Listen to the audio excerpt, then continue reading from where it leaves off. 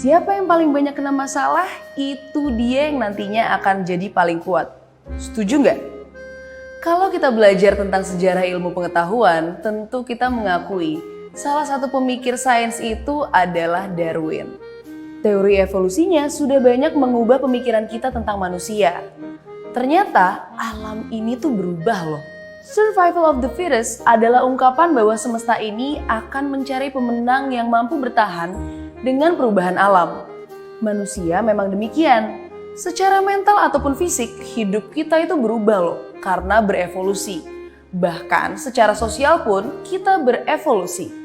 Freud adalah pembaca Darwin dan terpengaruh ketika membuat teori tentang mental manusia. Karl Marx yang berteori tentang perubahan kelas pun terpengaruh loh. Semua sisi hidup ini berevolusi, tidak terkecuali dinamika sosial. Manusia mungkin makhluk yang paling unggul di bumi. 5 tantangan besar manusia untuk menjadi lebih unggul lagi adalah virus, teknologi, populasi, climate change, dan yang terakhir adalah feodalisme. Teknologi kita ini tidak bisa dipungkiri memang mempengaruhi mental dan kualitas hidup. Teknologi membuat mental manusia menjadi seperti alien dengan tidak mengalami kontak offline.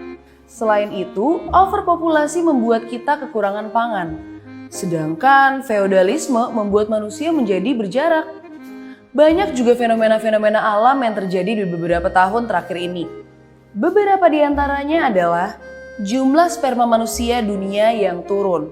Kemudian keinginan punya anak yang rendah karena climate change. Kemudian ada juga tren stoik yang muncul kembali, menghidupkan potensi kedaerahan sambil mengurangi globalisasi. Dan mungkin yang terakhir adalah memunculkan demokrasi untuk menghilangkan feodal. Mungkin kita juga harus mengakui bahwa kita tuh sedang menjalankan teori Darwin. Apa yang kita anggap masalah, sebenarnya bukan masalah. Kita tidak berjalan mundur dengan berkurangnya sperma, munculnya climate change, hingga hancurnya tatanan tradisional. Kita sebenarnya sedang digiring alam untuk menjadi manusia yang lebih baik lagi. Gimana menurut kalian? Setuju nggak?